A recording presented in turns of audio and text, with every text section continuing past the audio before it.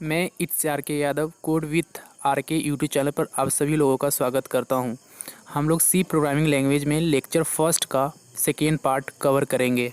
Second part का first topic है history of C language, जिसमें फर्स्ट क्वेश्चन है हु क्रिएट सी लैंग्वेज। आइए हम लोग इसको बेसिक से समझते हैं। सी को डेवलप करने का मेजर क्रेडिट जिन्हें जाता है उनका नाम है मिस्टर डेनिस रिचीज़, जिन्हें हम लोग फादर ऑफ सी लैंग्वेज कहते हैं। यानी इनको सी प्रोग्रामिंग लैंग्वेज को के क्रिएशन में सबसे ज़्यादा कंट्रीब्यूशन रहा है, and that's is why he will call him father of C. लेकिन मिस्टर डेनिस को समय समय पर उनके एक फ्रेंड ने सपोर्ट करा था। बहुत सारे जगह पर सी बनाते समय मिस्टर डेनिस रिची फंस गए थे, अटक गए थे, किसी प्रॉब्लम में आ गए थे।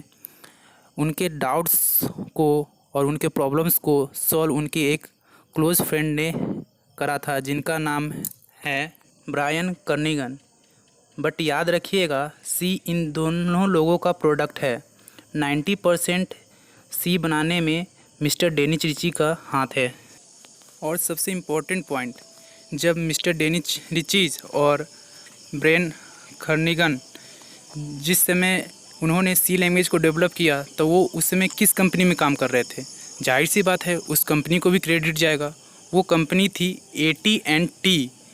AT&T मीन्स होता है अमेरिकन टेलीफोन एंड टेलीग्राफ। ये कंपनी का नाम है। जैसे कि अपने इंडिया में होता है जैसे जियो एक टेलीकॉम कंपनी है, एयरटेल, ये सब टेलीकॉम कंपनी है। वैसे ही अमेरिका में एक AT&T एक टेलीकॉम कंपनी है। AT&T company United state of America में सिचुएटेड है। और सी प्रोग्रामिंग लैंग्वेज में 1972 में डेवलप किया गया था। हमारा अगला क्वेश्चन है why C language called C. C language को हम लोग सी क्यों कहते हैं? तो देखिए क्या है। द बेस और father of programming language is ALGOL। It was first introduced in 1960। ALGOL was used on a large basis in European countries. ALGOL introduced the concept of structured programming to the developer community. In 1967, a new computer programming language was announced called as BCPL, which stands for Basic Combined Programming Language.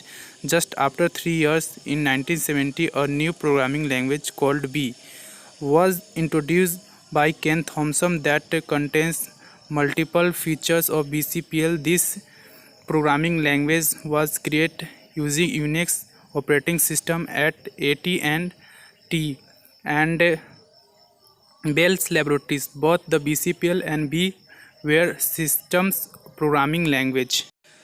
Programming language का आधार या father ALGOL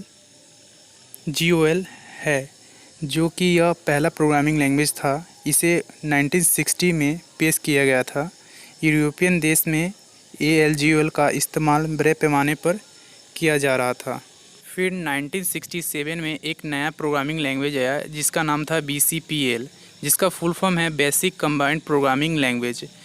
और इसके just 2 साल बाद केन Thompson ने BCPL programming language में कुछ upgrade करके एक नया प्रोग्रामिंग लैंग्वेज बनाया, जिस प्रोग्रामिंग लैंग्वेज का नाम था V। फिर B लैंग्वेज को 2 साइंटिस्ट ने, मिस्टर डेनिस रिचीज़ और ब्रायन कर्निगन ने, इस B लैंग्वेज में कुछ अपग्रेड करके एक नया लैंग्वेज बनाया। तो उन्होंने सोचा कि अब इस लैंग्वेज का क्या नाम दिया जाए।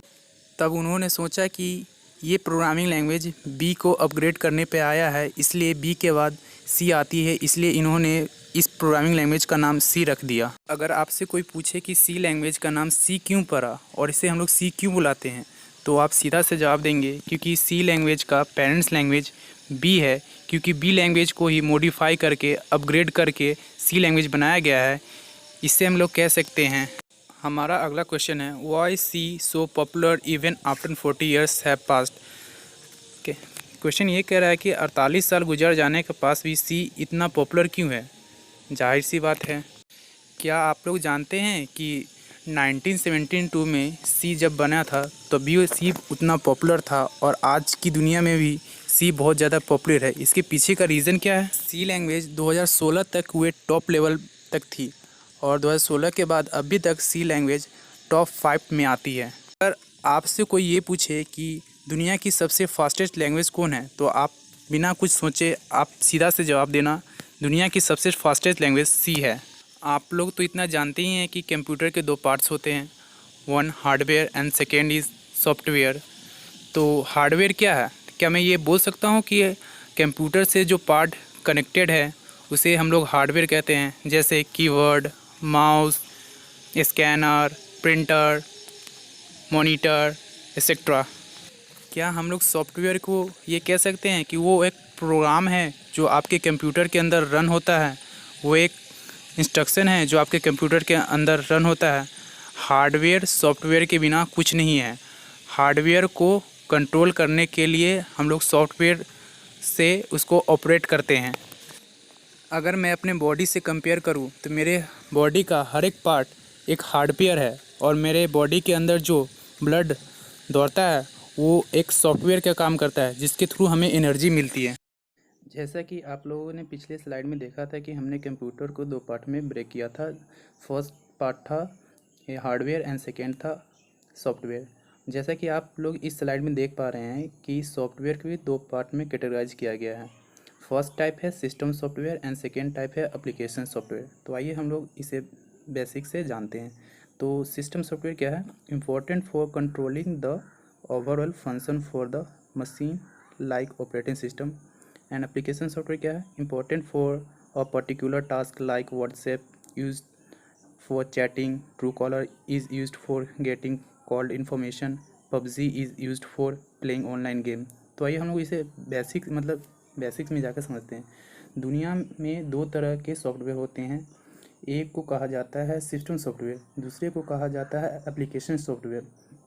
अगर मैं आपसे पूछूं सिस्टम सॉफ्टवेयर किसे कहा जाता है, ये वे सॉफ्टवेयर होते हैं जिनके इंस्टॉलेशन के बगैर, जिन्हें अपने कंप्यूटर या मोबाइल में इंस्टॉल करे बिना आप अपना कंप्यूटर और मोबाइल ऑपरेट तक नहीं कर सकते, ऑन तक भी नहीं कर सकते। यानी ये वो सॉफ्टवेयर होते हैं जो आपके पूरे कंप्यूटर या मोबाइल को कंट्रोल करता है।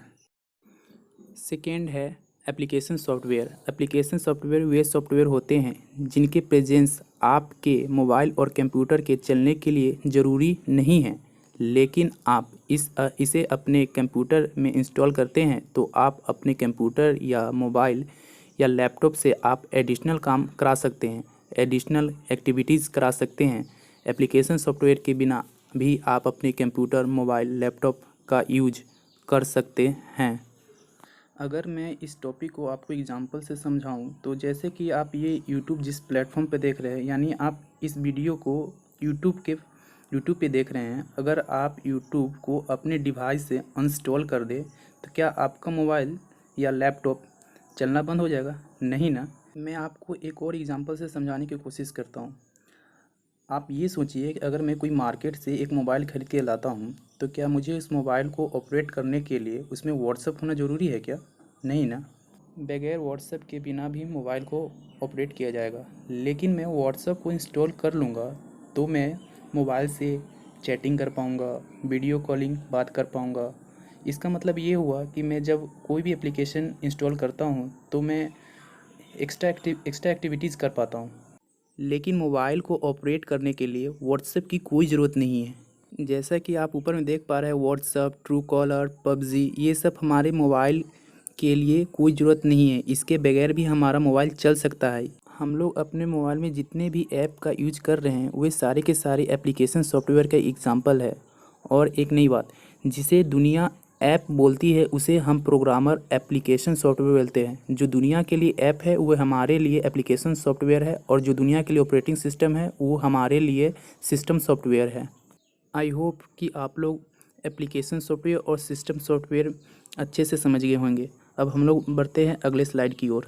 जैसा कि आप लोग इस स्लाइड में देख पा रहे हैं कि इसमें बताया गया है कि जब सी लैंग्वेज नहीं आई थी तो सिस्टम सॉफ्टवेयर कैसे बनते थे, एप्लीकेशन सॉफ्टवेयर कैसे बनते थे। तो जैसा कि आप लोग इसमें देख पा रहे हैं, system software the most popular and only option available in the earlier 1960s was assembly language. इसका मतलब ये हुआ कि जब सी लैंग्वेज नहीं आई थी उस समय सिस्टम सॉफ्टवेयर बनाने के लिए हम लोग असेंबली लैंग्वेज का यूज करते थे। जब हमें 1960 में एप्लीकेशन सॉफ्टवेयर बनाना होता था तो हम लोग पास्कल, कोबॉल, फोर्टन, एक्सेट्रा ये सब लैंग्वेज के यूज करते थे एप्लीकेशन सॉफ्टवेयर बनाने के लिए। हमारा अगला क्वेश्चन है what is the strength of C. तो इसका आंसर जानते हैं हम लोग। When C language came in the market it became the most versatile language for developing both system software and application software.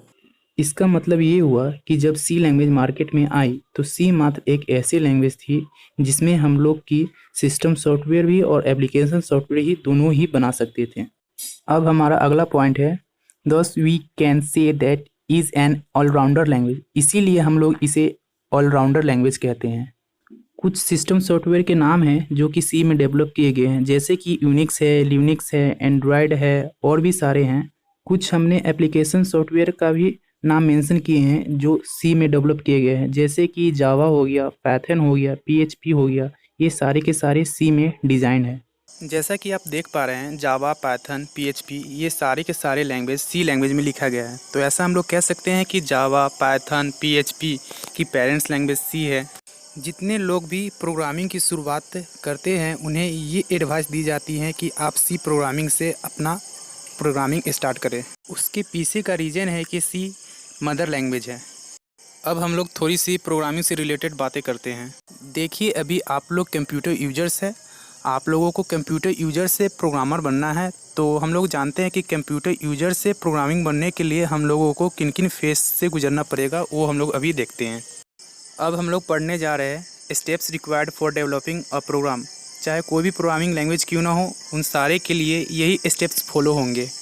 हमारा फर्स्ट स्टेप्स है writing the source code. सबसे पहले तो हम लोग प्रोग्राम लिखेंगे। प्रोग्राम को हम लोग टेक्निकल वे में सोर्स कोड कहते हैं।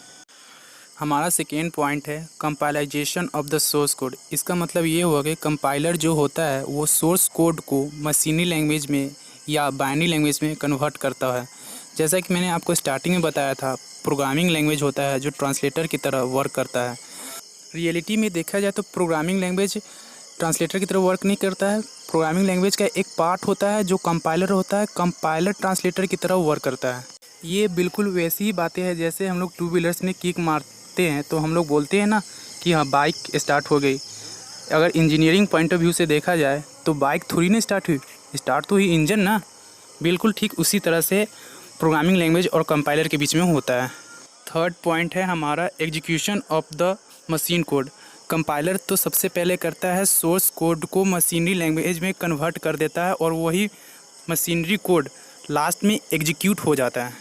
इस चीज़ को आप अपने माइंड में बिल्कुल अच्छी तरह से बैठा लीजिएगा कि जो प्रोग्राम हम लोग अपने लिखते हैं उसे हम लोग सोर्स कोड कहते हैं।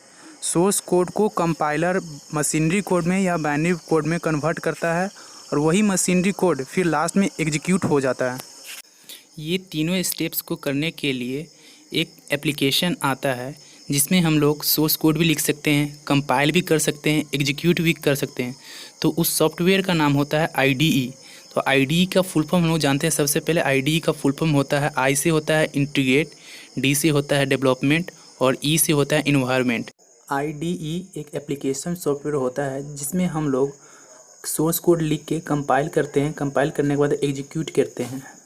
ये कुछ पॉपुलर IDE है और उनके कंपनी का नाम। फर्स्ट IDE है टर्बो सी जिसका कंपनी का नाम है बोरलैंड एंड सेकेंड IDE है कोड ब्लॉक्स जिसका कंपनी का नाम है वेरियस एंड थर्ड IDE है डेव C++ और कंपनी का नाम है blood said and fourth IDE है VS कोड एंड कंपनी का नाम है Microsoft and last one is x code and company का नाम है उसका एप्पल। जैसा कि आप राइट साइड में देख पा रहे हैं कि हमने एक डायग्राम बनाया है और आप डायग्राम से देख के समझ सकते हैं कि सबसे पहले सोर्स कोड कंपाइलर के पास जाता है, कंपाइलर के बाद फिर मशीनरी कोड में कन्वर्ट होता है, मशीनरी कोड होने के बाद वो CPU के पास जाता है। ट्रांसलेटर 3 टाइप का होता है जिसका फर्स्ट टाइप है कंपाइलर एंड सेकेंड है इंटरप्रेटर एंड थर्ड है असेंबलर। इन तीनों में से हम लोग कंपाइलर यूज करेंगे। कंपाइलर होता है जो C और C++ के लिए होता है और इंटरप्रेटर होता है पाइथन, जावा और भी सारी लैंग्वेज है उसके लिए होता है। तो फिर मिलते हैं अगले वीडियो में अगले टॉपिक के साथ। तो लाइक और सब्सक्राइब करना मत भूलिए। घर में रहें, सुरक्षित रहें।